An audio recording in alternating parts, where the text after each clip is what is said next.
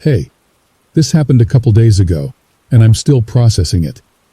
In the moment, I was so sure that I was in incredible danger, but it's barely 48 hours later, and I'm already second-guessing myself. But either something incredibly wrong happened on that hike, or I'm going insane. So I'll share my story and let you decide.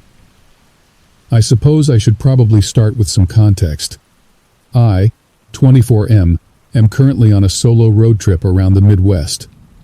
I know that seeing the sights in places like Illinois, Indiana, and Ohio probably doesn't sound like the most exciting vacation, but for me, it's kind of a big deal. It's the first time I'm traveling for more than a day or two away from home and everyone I know truly on my own. At first, I wanted to do something big and exciting, like spending a week in Iceland or joining a tour to Alaska. But it was all just too overwhelming, so I settled for a much tamer vacation. I figured it would be a good first step, and if all went well, I'd have the confidence for a bigger trip next year. And what could possibly go wrong in the Midwest? Well, I have, or at least had, 3 hikes planned for my trip, and the first one was a couple days ago. It also happened to be the longest and most remote of the 3. For anyone who's interested, I decided to do the Red Cedar Trail in Giant City State Park. It's a 12-mile loop that pretty much covers the whole park. According to the internet, it's one of the best hiking trails in Illinois, and it seemed like a good balance for me between challenging but manageable. Now I've done larger and far more dangerous hikes before this. Admittedly, those were done with other far more experienced hikers leading the way, but I still knew how to appropriately prepare. I made sure I had plenty of fluids, water and Powerade, some trail mix, bandages, sunscreen, etc. I had a paper map as well as a digital copy on my phone. I let multiple people back home know which trail I was doing and that I hoped to hike roughly from 8 a.m. to 3 p.m. I made sure my parents knew that if they didn't hear from me by 7 p.m. or so, they should contact the park to let them know I might be lost or injured. I did everything right, but no amount of preparation would have helped with this. The first thing that went wrong was the weather.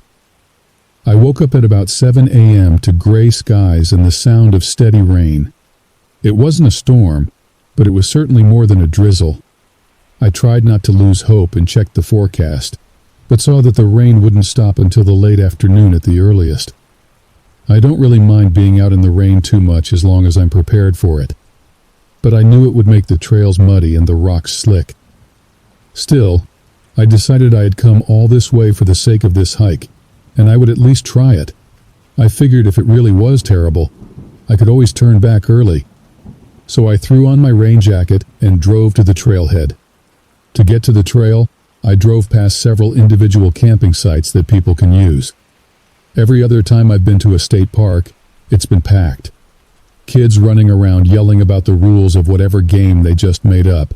Families fighting over who forgot to pack the marshmallows.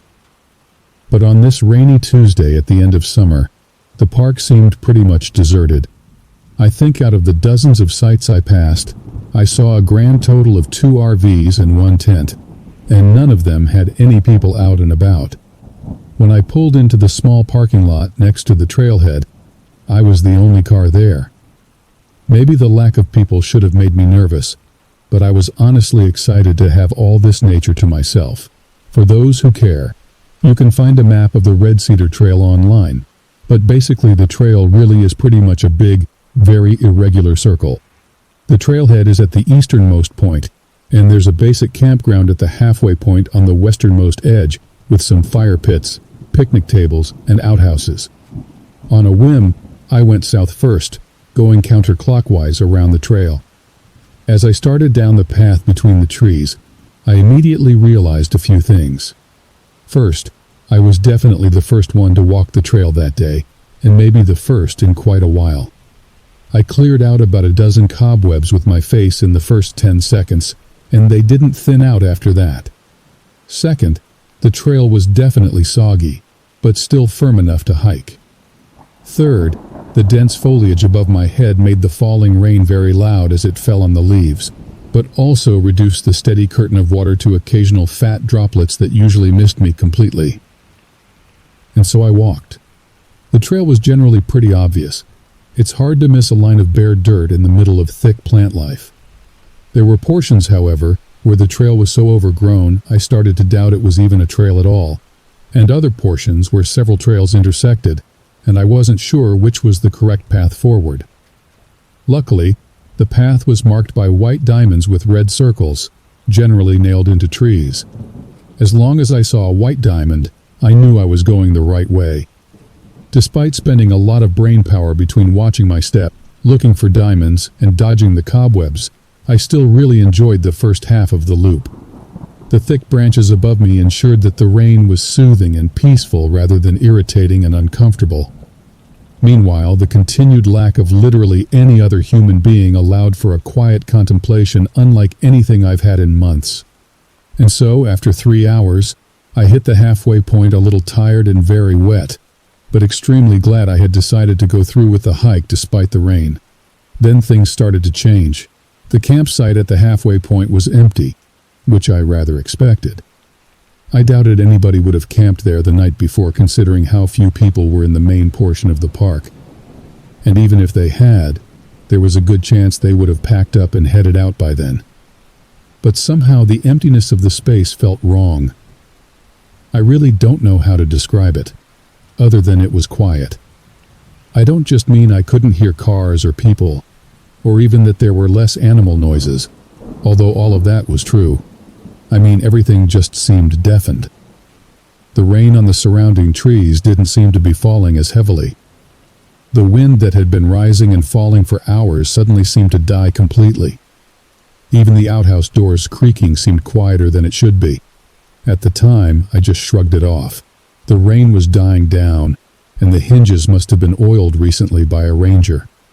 No big deal, I told myself as I left the clearing to tackle the northern half of the trail.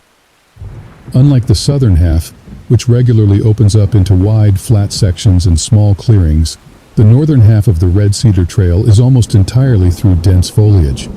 And when I say dense, I mean I frequently had to duck or turn sideways to make sure the reaching branches didn't snag on my jacket. The trail itself was almost completely covered by foliage at points, and more than once I accidentally wandered off the trail on what seemed like the path of least resistance for a little bit before realizing I didn't see any white diamonds ahead of me. About a quarter mile into this thicker, darker portion of the woods, I heard a sudden rustling from maybe a dozen feet behind me. Now, I'm no stranger to walking in the woods. I figured it was a small, harmless animal, and when I looked back and didn't see anything, I assumed I must be right. Honestly, even now I still think that particular rustle was probably a squirrel. But the sudden sound made me realize that being alone in the woods miles away from literally any other human may be great for quiet contemplation, but can also make you very vulnerable. At this point, though, all I could do was keep going. I was already past the halfway point. The only way out that made sense was forward. As I continued, I kept hearing sounds that put me more and more on edge. While the rain continued to drum on the leaves overhead, there were more rustlings in nearby bushes and trees. Easy enough to shrug off, but still enough to make you jump. Enough to make you imagine patterns. More than once, some combination of falling water and/or animal movement behind me was enough to convince me that I heard the footsteps of something moving quickly behind me. Of course, nothing was ever there, but I started to get a little paranoid. I didn't think there were any dangerous animals in the park, but maybe I was wrong. I tried not to think about whether it would be worse to have a bear or a person running up from behind. But worse than the rustling leaves or the falling water was a sound that I started hearing maybe about a mile past the halfway point. I can only describe it as a kind of wet cough. Each time, I heard a single percussive noise off to the side of the trail, simultaneously breathy and moist. Maybe a deer could make that noise, I thought to myself. Or wait, don't people hunt out here? Oh man, what if there's a guy out there with a gun? Suddenly I was terrified that some hunter might mistake me for an animal in the dim light and thick leaves, so I called out to make sure there wouldn't be any accidents. "Hey, I'm a human! Leave me alone, please!" I felt embarrassed almost as soon as I said it, but it still seemed like a good idea. Whether it was animals or humans making the noises around me, they probably knew that I was here. I hadn't exactly been quiet as I hiked my way through the brush. Announcing myself would encourage animals to give me more space and make sure humans wouldn't accidentally shoot me. After my little announcement to the forest, the wet coughs stopped and I started to relax. But then a much more disturbing sound started. Every 5 minutes or so, I'd hear what sounded like a little girl's voice, maybe 10 or so years old. It sounded incredibly human, a lot like my younger sister, but I never heard it long enough or clearly enough to make out any words. I'd hear maybe a vowel sound and the hint of a consonant, and it'd be gone. It was always behind me, always sounding like it was over the hill or a couple turns in the trail back. More than once I called out again like I did before. "Hey, anyone there? I'm a person, please don't mess with me." But I never got a response. I really started to worry, but kept searching for ways to rationalize it. I've heard that people can experience auditory hallucinations when they're isolated from the world for extended periods of time. I didn't think 4 or so hours in the woods counted as extended, but it was better than imagining a ghost child following behind me. Either way, walking forward still seemed like the best and only option. It'd get me away from the creepy sounds and back to my car so I could drive far away and stop freaking myself out. Honestly, at this point a part of me was laughing at myself. I knew that all of this was just me overthinking and scaring myself, and that I was just imagining things. I tried to keep calm by thinking about other things. I thought about what I'd get for dinner once I was done. I thought about the D&D campaign I'm supposed to run this weekend. I thought about how much my feet were starting to hurt. Anything but how creeped out I was. And honestly, it worked. For a little bit at least. For maybe a mile or so, I managed to lose myself in my thoughts and just walk without noticing or caring overly much about what did or didn't happen around me. Until suddenly, a loud, echoing thud forced my attention back to my current situation. It seemed like it came from just on the other side of the hill I was currently walking alongside, and happened exactly once before the woods went silent again, other than the rain falling above. My brain raced, trying to figure out what it could have been. It wasn't a gunshot, I'm sure of it. It was much heavier, and duller if that makes sense. It almost sounded like the trunk of a car slamming shut, but far louder and heavier than any trunk I've ever heard. Maybe a tree falling? Honestly, I still don't know what that sound was, but it doesn't really matter. What matters is that when that thud broke, my train of thought is when I finally realized that I hadn't seen a white diamond in at least half an hour.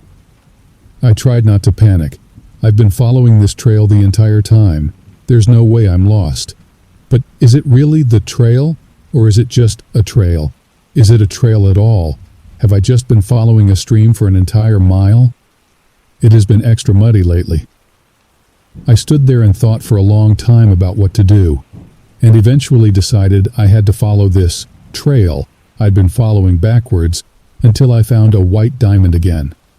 Otherwise, who knew how long I might be wandering in these woods? But as I turned around to head back, I slipped on a wet rock protruding from the ground and fell forward.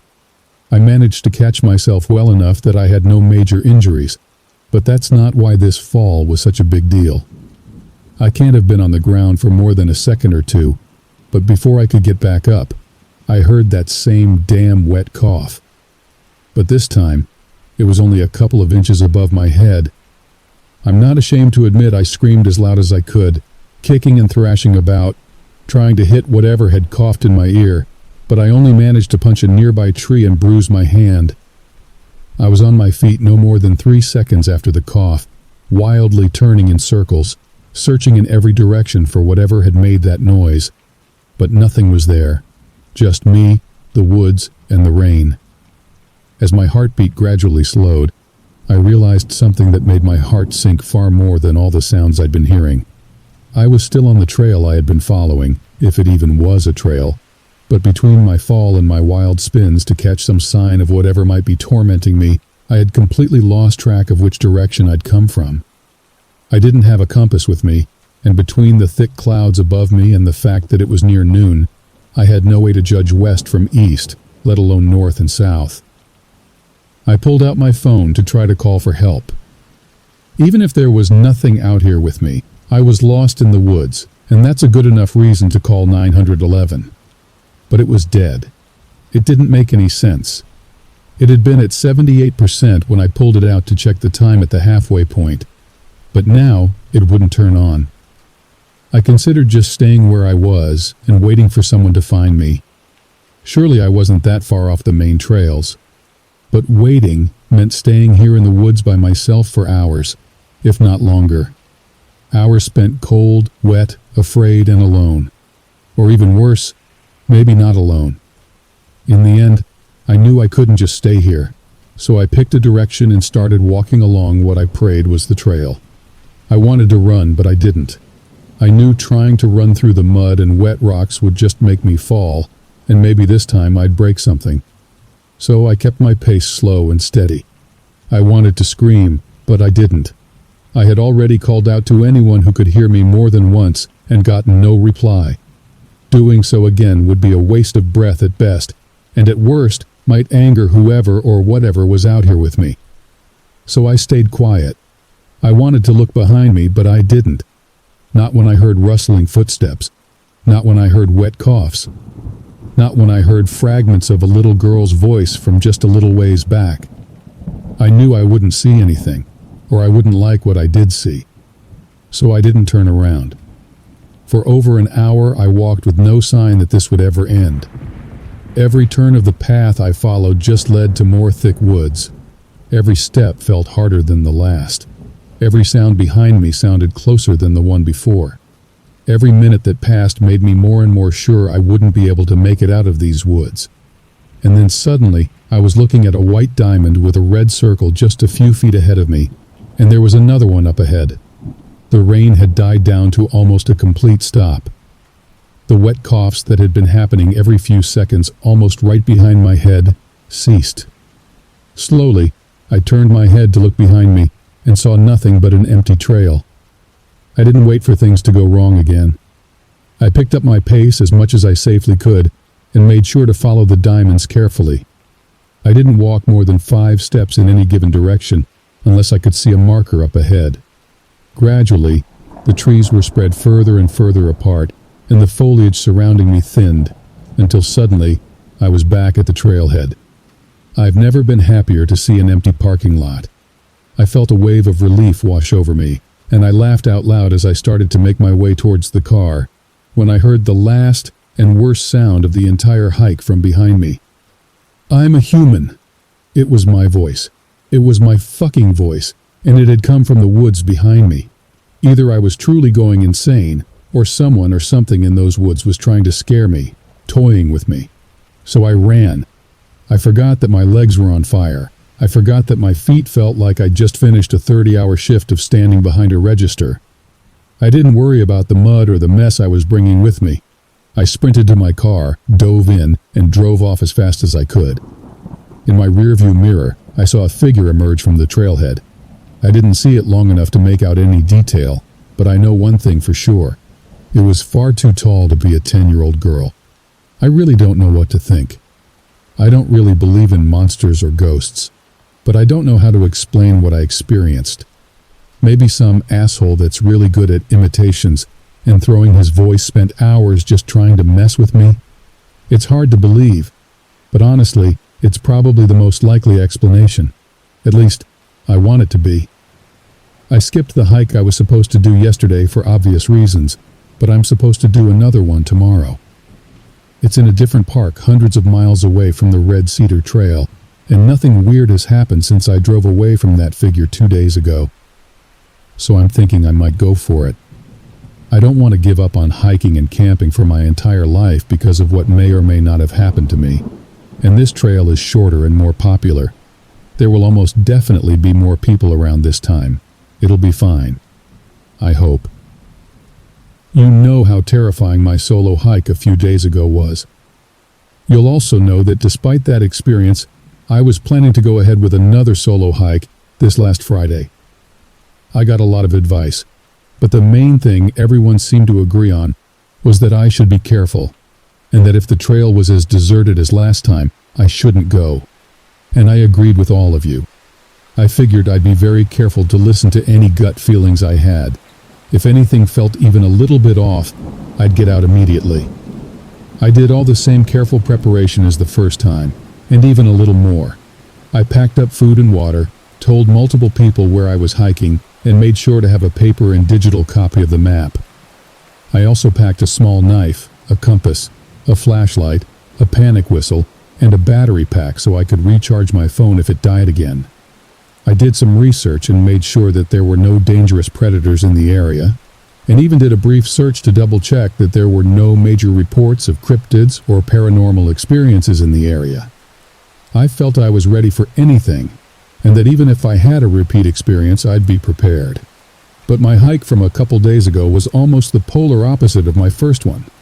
Instead of a gray, rainy day, the weather was beautiful and sunny.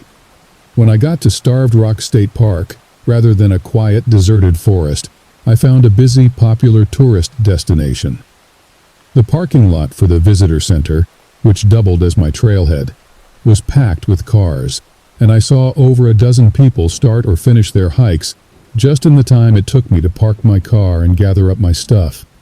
Instead of overgrown with dense foliage, the trails were wide and allowed visibility for hundreds of feet in any direction. Instead of a lonely 12-mile loop, I was only hiking 4.5 miles, and I only ever went a couple minutes at a time without seeing someone heading in one direction or another. Everything seemed perfect. It wasn't until the hike was over that I realized how wrong I was. Within the first 15 minutes, I had relaxed almost completely. I found myself nearly laughing out loud with the relief of knowing this hike would be better. The birds were singing, the mosquitoes were buzzing, and the views were fantastic. The hike I did took me past several canyons, which is incredible for Illinois, and it seemed every other bend of the trail led to some awesome photo op. It was at the first of these awesome views that I met the woman. As I rounded the corner of the trail to find myself at the entrance to French Canyon, she was just standing there, staring across the dried-up stream bed towards the canyon wall. At the time, I didn't think too much of it. It was a pretty cool view, and I considered stopping myself to take a picture or two. But as I began to step towards her, she instantly turned towards me and smiled. "Oh, am I in your way? Feel free to pass me, I'll stay out of your way." She was an older woman. I'd have guessed maybe in her 60s, although she was clearly very healthy and athletic. She was wearing a black t-shirt, jeans, and hiking boots, and had long gray hair tied back in a ponytail. I didn't look too closely at the shirt, but I thought I saw it was for some event in Chicago, which made sense enough. Her smile was friendly, and her greeting felt just like any number of brief exchanges I've had with fellow hikers in the past. "Oh, no worries," I replied. After all, the trail was plenty wide for me to pass her without issue. "It really is a great view. Maybe I'll stop and take a picture too," I laughed, pulling out my phone. "Oh, it really is," she agreed. "Have you been here before? I've been here more times than I can count. You should really come back in the winter. It's so beautiful then, very quiet and peaceful. Too many people here this time of year." I smiled politely back and told her that no, this was my first time. I thanked her for the advice and continued down the path into the mouth of the canyon. It quickly led to a dead end, and I realized that the main trail must go up and around the side of the canyon, but I didn't mind the little detour. Having the huge rock walls towering above me on all sides made for an awesome spot to stop for a quick drink of water. I stood, enjoying the silence for a moment, before turning around to double back, and found the same woman standing right there. "It's a shame the waterfall is dried up. You should really make sure you go to La Salle Canyon. That waterfall is almost definitely still flowing," she said, seemingly oblivious to the fact that she had sneaked up behind me. I had already been planning to go to La Salle. In fact, it was the main destination of my hike, and I told her so. She, in response, pulled out a map of the park that I recognized from the visitor center and started giving me directions. At this point, I'd decided that this was just a nice, friendly old lady who really loved nature and struggled a bit with picking up on the social cues of someone who'd prefer to be left alone. but I didn't want to be rude, so I let her walk me through the hike I'd already planned on doing before thanking her and turning to go. As I began to walk out of the canyon, she called after me. "If you have time, you should really go to the St. Louis Canyon too. It's fantastic." I knew I didn't have the time, but I nodded and said I'd see if I could fit it in. After I left the woman at the bottom of the dead waterfall, the next mile or so passed uneventfully. I took the shortest path towards LaSalle Canyon and passed about 9 overlooks, 3 or 4 trail intersections, and at least 50 other hikers. Eventually, I got to the last trail intersection before the LaSalle Canyon, and the same woman from before was standing there again. I was more than a little confused. How did she pass me? I was moving pretty quick, and I knew I took the shortest path from French Canyon to where I was now. She definitely didn't pass me along the way either. I eventually decided she must have taken one of the longer paths and managed to just barely beat me to the intersection because I had stopped to take pictures at a few of the viewpoints. She greeted me warmly, like an old friend. "Oh, it's you. I was just trying to get a picture of this dragonfly, but it flew away." I didn't see a dragonfly or a camera, but I assumed she must have just put her phone in her pocket. "Ready for LaSalle?" I was a little disappointed to realize that she intended to hike the last stretch with me. She certainly seemed nice enough, and it's not like I was worried she'd attack me or anything. She was just a little more talkative than I might have liked. But I nodded, and together we crossed the stone bridge that led to the canyon trail. Initially, I tried picking up the pace enough to just naturally leave her behind, but she kept up without an issue. She kept up a steady stream of conversation. "Are you from around here? Where are you from? What do you do for work?" On and on she went with the kind of surface-level questions you ask when you're first getting to know somebody. I'd answer the questions, and trying to be nice, I'd occasionally ask her about herself. "Oh, I live right around here. I actually came here for the first time 60-some years ago. Oops, showing my age a little," she chuckled.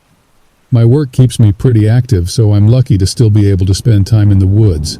Lately, I've been trying out other forests, though." As I listened to her voice behind me, I rounded one last corner and found myself staring at what would have been the waterfall in LaSalle Canyon. But, like the other would-be falls in the park, this one was dried up. The trail ended here, and I walked right up to where a few droplets of water still fell from where the falls used to be. I realized the woman was still talking behind me. "Have you ever been to the Red Cedar Trail?" I froze. It had to be a coincidence, right? I mean, the internet did say it was a popular trail, although my trip didn't really seem to support that theory. Still, surely she couldn't have known that I had just hiked the Red Cedar Trail a few days ago, and she certainly couldn't have known how bad of an experience it was. I came up with all of these explanations for myself in less than a second, but my danger sense had gone from 0 to 100 in the blink of an eye. I slowly turned to see the old woman smiling at me, and for the first time, her smile didn't seem warm and friendly. It seemed cruel. We stared at each other for what felt like minutes, but could only have been a few seconds before I heard the snapping of a branch from back the way we'd came. The woman's head snapped back around, and we both saw the group of 3 middle-aged guys walk in, chatting about some sports game. I might have imagined it, but I swear the old woman growled before smiling and saying, "I'll get out of your way in case you want to take pictures.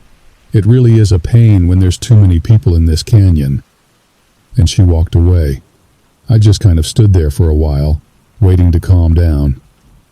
When the trio of hikers were done taking their pictures and turned to go, I made sure to follow pretty close behind.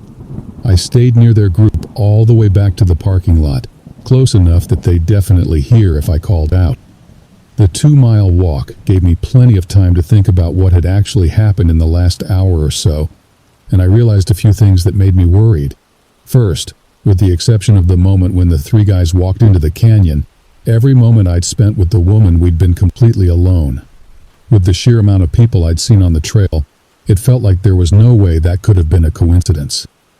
Second, I realized just how much this woman had seemed to want me to go to the most remote point in this set of trails. She had recommended it repeatedly, given me directions to it, and even walked the final stretch with me. And finally, I realized just how much I'd told this strange woman about myself. I'd told her my name and how old I was. I'd told her what state and even what city I was from. I told her what I did for work. And meanwhile, I hadn't even gotten her name, let alone any solid details about who she was. Everything she'd said about herself was vague at best. All I knew for sure was that she liked being in the woods. Luckily, the return trip was pretty uneventful. As I walked across the parking lot to my car, I tried to shake off the bad feelings and told myself I should focus on the first half of the hike. I'd had a good time and gotten lots of great pictures to share with family and friends when I got home. Then I saw the sheet of paper folded up and tucked under one of my windshield wipers. I pulled it out, hoping it wasn't some kind of parking ticket, but it was a map from the visitor center. Someone had circled LaSalle Canyon and drawn a couple of arrows in what looked like black Sharpie. And on the other side was a short note. It read, "Thanks for the fun. See you soon." I've been home for about a day now, and I'm trying not to worry too much. I mean, I live in a pretty big city, and it's not like I gave that woman my address or anything. I'm hoping that this is all nothing. Maybe this lady really was just a nice old woman trying to make a friend, and I was overreacting. Maybe the note on my car was meant for someone else. It's not like there were disembodied children's voices and phantom footsteps like my last hike. Everything could have a personally reasonable explanation. I'll definitely keep triple-checking the locks on my doors and windows, though. Edit. So I know I just posted this a little bit ago, but on a hunch I did some research on the St. Louis Canyon that the old lady recommended. It turns out that back in 1963, women were found dead in the canyon. A guy was arrested and found guilty, but he spent his entire life claiming that he was framed and that he's innocent. I don't want to make light of these deaths or anything, but with everything that's been happening to me, I really don't like the fact that this creepy old woman tried to send me to the location of a relatively infamous triple homicide.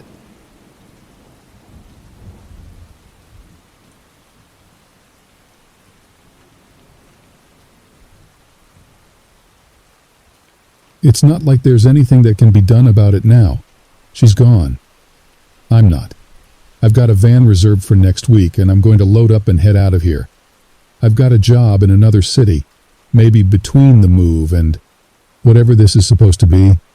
I can leave it all behind me. I had a girlfriend. I don't want to use her real name, so I'll call her Susan. We moved in together, and for a couple years it was great. We went on adventures together. That's what she'd call it. She'd just get this idea in her head, and off we went, like seeds from a dandelion, drifting wherever her wind took us. Sometimes it was trips, like when we went to Mammoth Cave. Another time we got our belly buttons pierced together. And sometimes it was something simple, like trying a coffee shop on the other side of town. I think that's why I have to move. There's memories of her everywhere. I see her smile hiding around every corner. She liked to do things outdoors. Nothing too crazy. We did some camping trips, but it wasn't more than driving up and unloading our tent. She loved day hikes, though. 4 miles, 10. She'd always find interesting places for us to go to, and it was on one of these trips that everything just went wrong. It was someplace we'd hiked before.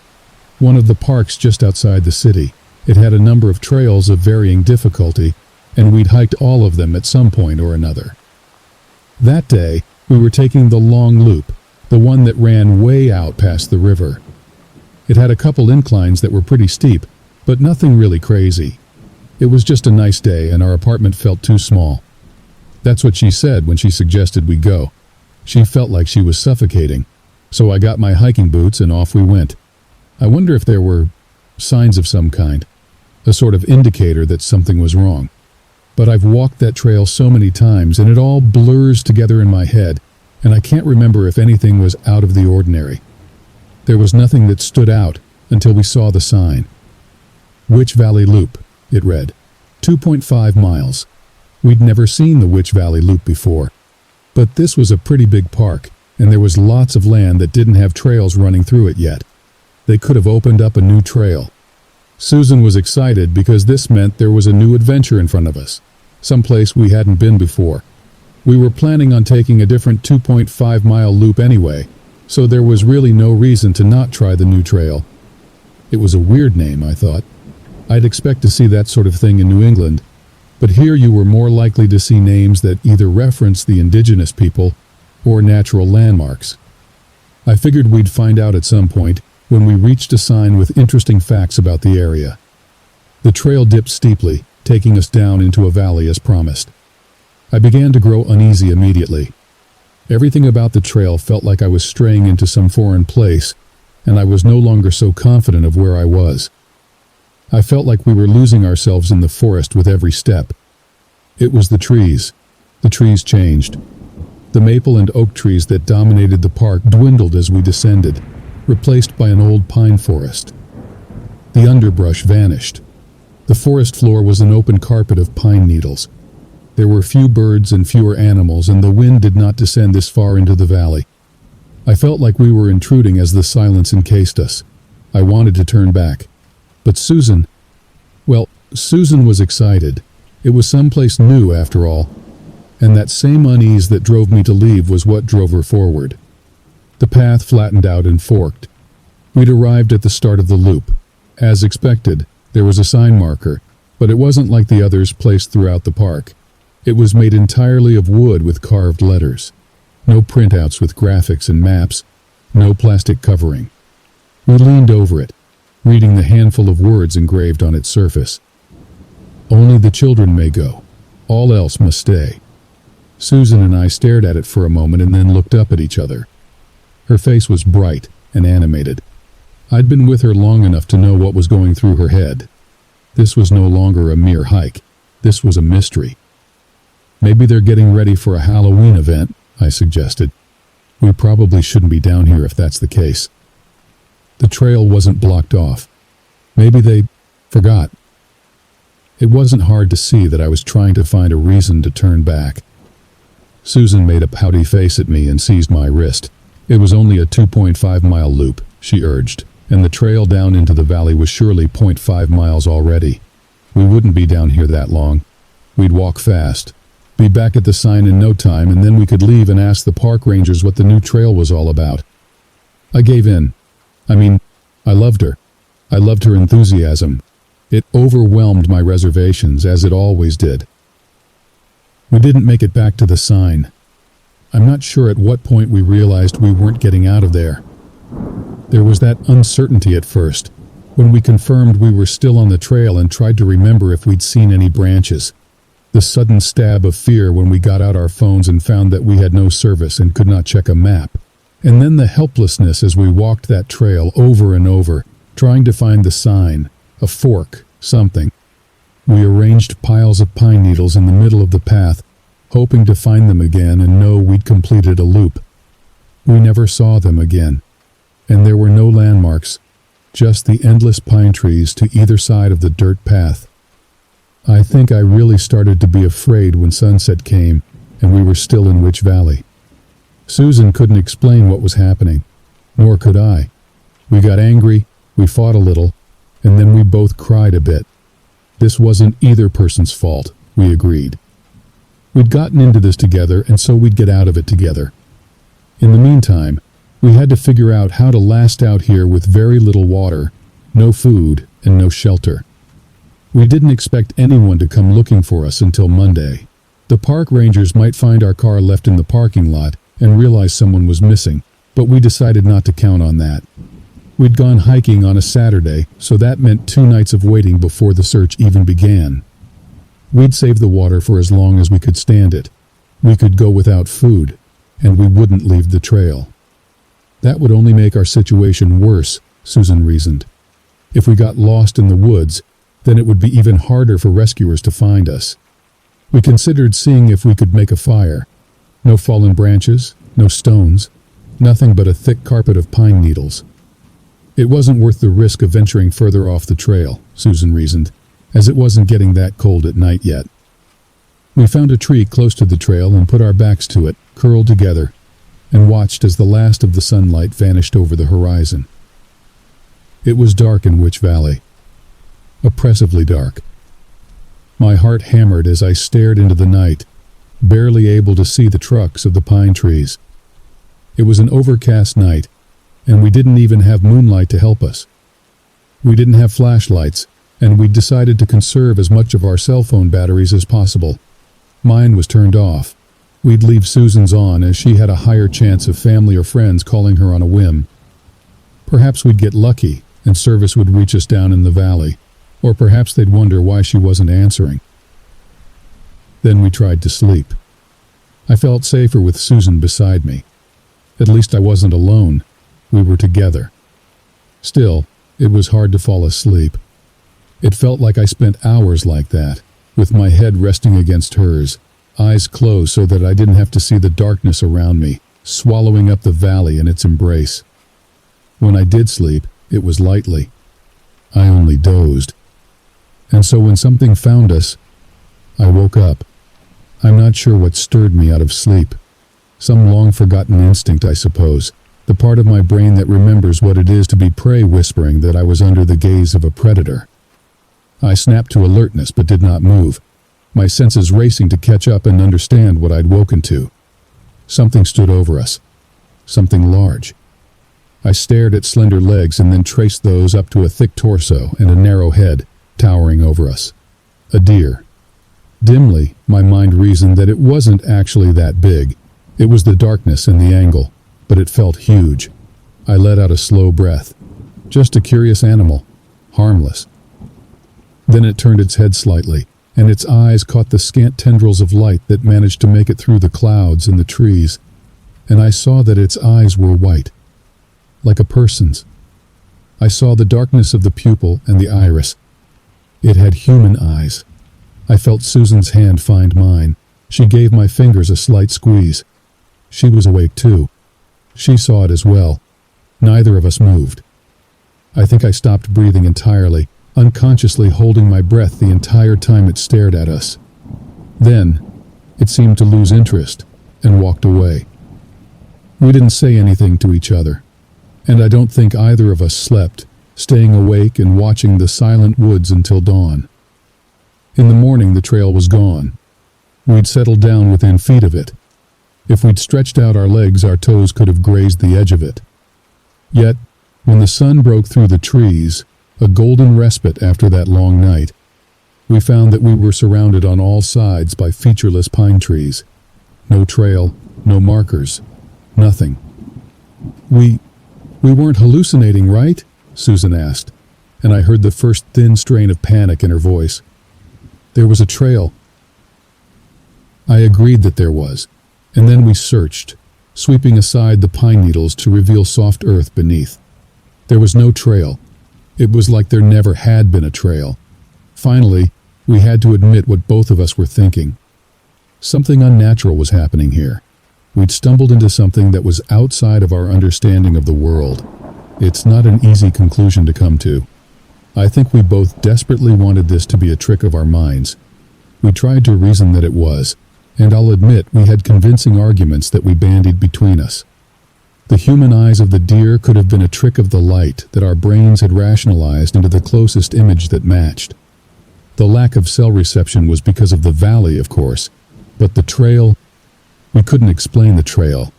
It was so obviously a trail, swept clear of pine needles and the earth packed hard under so many feet.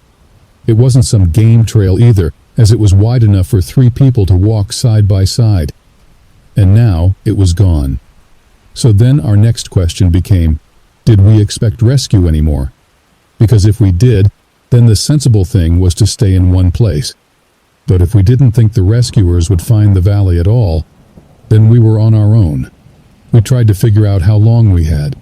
Our water bottle was half full, so water wouldn't become a problem for a few more days. If we rationed carefully, we figured. Food was already an issue, as my stomach twisted uncomfortably, but we knew we had time yet before we reached starvation conditions.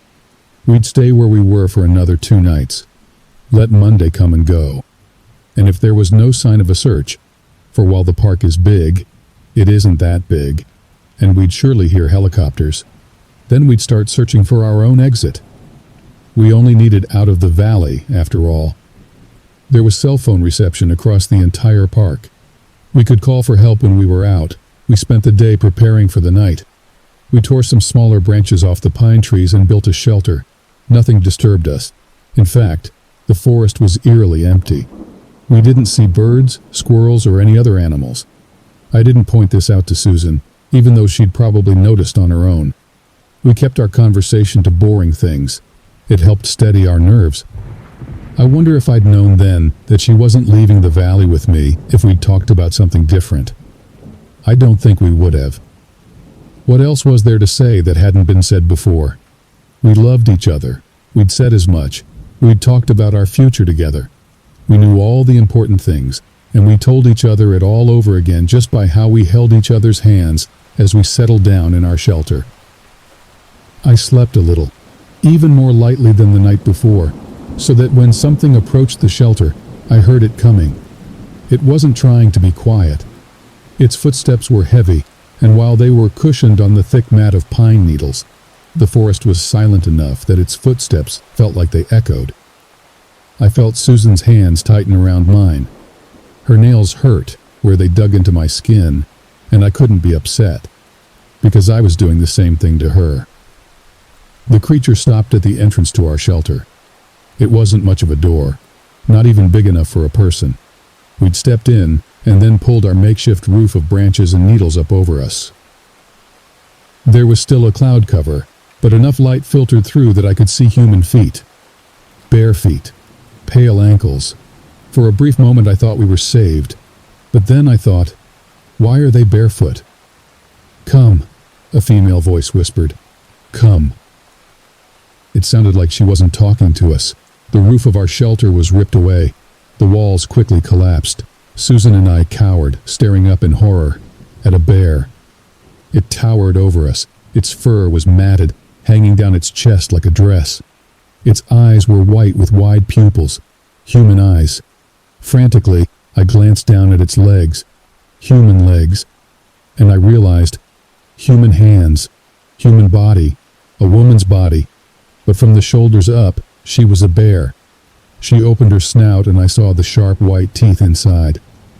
"Come to me," she called one last time, and the animals began to come out of the forest.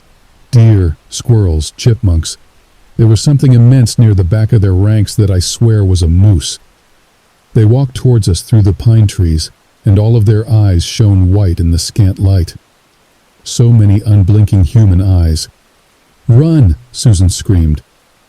Her hand was a vice on my wrist. I scrambled to my feet after her and we ran, away from the advancing horde of animals, fleeing mindlessly through the valley. The bear woman watched us go. Why would she bother giving pursuit? She knew it was futile. We were two scared humans, frail and lost, and we were being pursued by the denizens of the woods. The deer caught up first. One hit Susan, bodily knocking her down. I tried to hang on to her. I tried. But the force of the blow was too great and she was torn from my grip. I slowed and started to turn, started to go back for her. But the deer were grabbing hold of her shirt and dragging her backwards. The squirrels and chipmunks were catching up and swarming her legs. "Run!" she screamed at me. And her eyes pleaded with me to do just that, to save myself. I think about that late at night when I can't sleep. If I should have stayed. If she regretted letting me go and dying alone. Or if it brought her some comfort, knowing that I had a slim chance of survival. If it was a welcome escape in her last moments, believing I was safe. I ran. And her cries as she struggled to free herself from the animals echoed through the trees. Then they went silent. And then I heard her screams. They too went silent. I half ran and half stumbled through the woods. I didn't care where I was going anymore. I just knew I had to keep going. There were shadows in the forest, and I told myself they were just the product of a mind blind with terror, for nothing came for me out of the night. The bear woman seemed content to let me go. The animals were no longer pursuing. And when the first light of the sun came over the treetops, I found the trail. I followed it. It took me to the fork, the sign, the way out of the valley. I think this wasn't an accident. I think the bear woman let me go. Exhausted, nearly blind with tears, I climbed the trail up and out of the valley. I would have given anything to have Susan beside me, but I knew that she was gone. That scream, there was too much fear in it, too much pain, and it had ended far too abruptly. Susan had beautiful eyes. They were hazel. I loved everything about her, but her eyes were what I noticed the most, how they seemed to glow with an inner light. And when I looked back down into Witch Valley, there at the top of the trail where the pine trees vanished entirely, giving way to the familiar maple and oak, I saw a squirrel sitting on the path. It had hazel eyes. It's been a month. They never found her body. How could they, when the valley doesn't exist in any way they're familiar with? I was careful with what I told them, that we got lost, that we were separated, and eventually they called the search off. There hasn't been a funeral yet. No one is ready to admit that she's gone. But me, I know she's gone. I'm trying to move on, trying to work through my grief. I don't go into the woods anymore. I'm going to get an apartment in a big city and stay there. I don't feel safe where there's lots of trees. You see, I keep thinking of that sign, the one where the loop started. Only the children may go, all else must stay. Susan stayed behind. The bear woman kept her, as it's kept so many others. But then, why was I permitted to leave?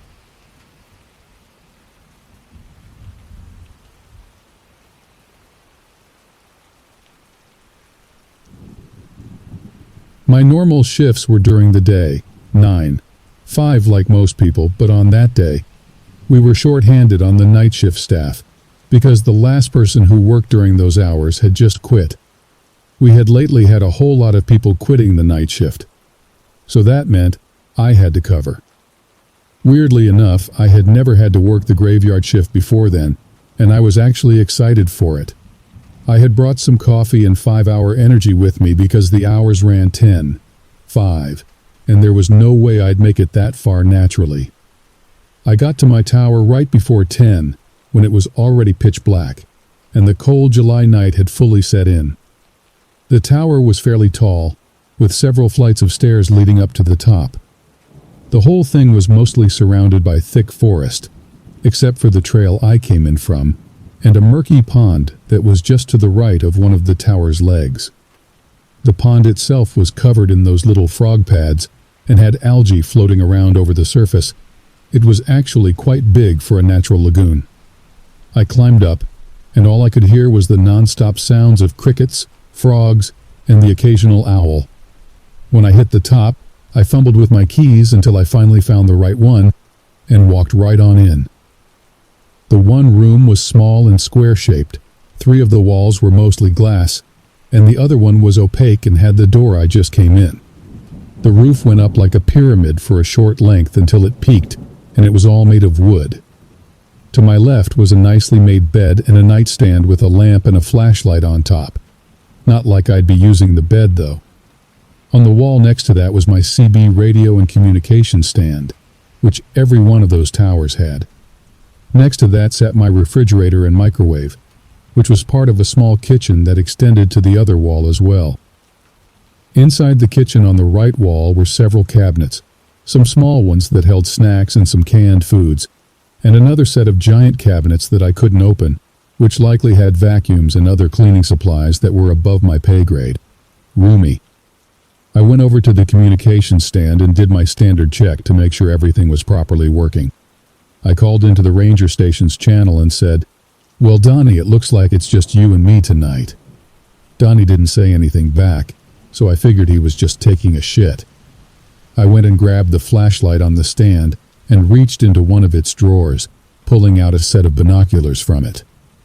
I went back out onto the balcony and checked to make sure no fire hazards or any other kind of dangerous things were over there.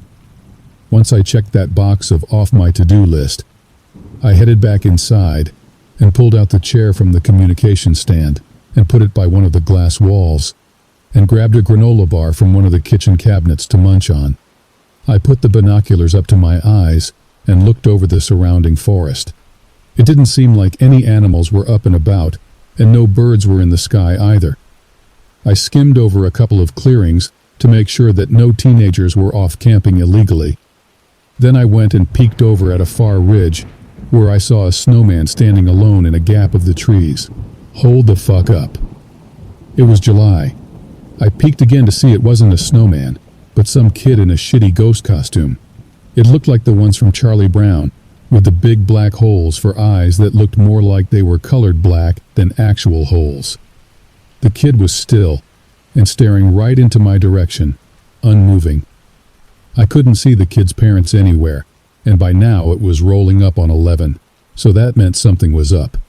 I broke contact on the kid and walked to the radio, calling into the station. "Donnie, you off the shitter yet?" "Barely made it out, but I'm here," I chuckled. Donnie was always good for a laugh. "There's some kid with a blanket walking around the southeast sector, and they look alone." "A blanket? What the hell are you talking about?" "It's a ghost costume. It's got the black holes for eyes and stuff." "You mean like the Charlie Brown cost?" "Can you check it out?" "Yeah, I'll go out and see what's up. I'll call in on the walkie-talkie to tell you what I see." Roger that. I turned off the radio and crossed over to the nightstand drawer to grab the walkie-talkie. Once I had it, I sat back down in the chair and put the binoculars to my eyes, zooming in to where the kid was. The ridge was empty, with no kid in sight, which I knew would make this 1,000 times harder. I pulled up the antennae on the walkie-talkie and dialed to the right channel. "Donnie, you hear me?" "Yep, loud and clear. I'm getting close to the sector. I'm heading up to a ridge for a vantage point." "Perfect. That's where I saw the kid, but they've moved on since then." "Well, I'll just check around to see if I can find anything." I watched as Donnie came over the ridge, waving his flashlight around the dark, until he looked towards the tower and shrugged. "Nothing over here." "Damn. Hopefully he turns up again. Until then, I'll just notify the police and check with any missing reports." "All right, I'll go back to—" Donnie's voice cut out, and I saw his flashlight turn off in the distance. The small lit-up spot where he stood was swallowed in darkness. "Donnie? You there? Donnie!" I heard no response, and I rushed outside the door and around the corner to where I saw him, yelling his name, only to hear my voice echo into the woods. And that's when it hit me. There wasn't a single other sound in that entire forest. The crickets and frogs had stopped chirping. The wind didn't rustle through the leaves. Everything was completely standstill. I could hear my heartbeat throbbing in my ears, and nothing else. I moved my flashlight around the woods for some futile attempt of finding him. I got into that state of mind where I got so scared my throat closed up, and if I moved, I felt like something very bad was going to happen. I had to do something now. I turned around, and as I did, I glanced at the stairs below me. At the bottom stood a skinny, horrifically angled woman. She was tall, dripping with water, with black hair and dark, murky blue skin that stretched across her bent and broken bones. Her gray dress was shredded, and her black shoes were muddy and wet. And her face. Her eyes were milky white, and her mouth hung wide open like a snake, like her jaw had been grossly broken. She let out a blood-curdling and ear-piercing scream of agony and began to shuffle up the stairs so fucking fast that I snapped out of my fear lock, and I ran the fuck back inside, slamming and locking the door behind me. There was no way she could run that fast, even if all of her bones weren't broken into wrong directions. I ran back to the kitchen and grabbed the biggest knife I could find, and then I pulled out the walkie-talkie, screaming into it. "Is anyone there? Donnie, where the fuck are you? Someone answer me, goddammit!" Then I heard the creaking of a door. I slowly turned, and I froze when I saw what was there. The door was still there, locked and shut, and had been completely undisturbed. What scared me was the once-locked giant cabinet that now stood open, with a kid dressed like a Charlie Brown ghost standing just in front of it. I stood there, unmoving until I heard the little shit giggle. I recognized that giggle. No fucking way. I pulled off the sheet to see one of Donnie's kids, Marvin, sporting a smirk and a walkie-talkie. "Dad! Joey! I got him! Ha! Pissed his pants just like I said he would, right?" He and his other son laughed from the other end of the walkie. I was mad, but glad that I wasn't about to get murdered in a goddamn wooden tower. I grabbed his walkie and shot back. Pissed me off is what you did, you fucking asshole. I hope you're happy. Hearing you scream like a little girl sure did make me happy, all right. Yeah, screw you too. That wasn't even me. That was your stupid zombie chick. Who was that? Your wife? My what? Does the ghost look like a zombie from that far away? You said yourself it looked like Charlie. Not the ghost, dumbass. The woman on the stairs. She screamed and ran up them so that she could scare me into the tower. Hell, she must be like an Olympic runner. Did you get Usain Bolt? Dean, I didn't put no woman on the stairs. Upon hearing that he would have the night shift for the next couple of weeks until they found a replacement, my friend quit and vowed never to return to that park. To this day, he swears that either Donnie never told him about that part being a prank, or that he saw something entirely unrelated. I've began to question my own participation in the night shifts, and consider myself lucky that the few times I've been on it, I had been stationed at the north and eastern sectors.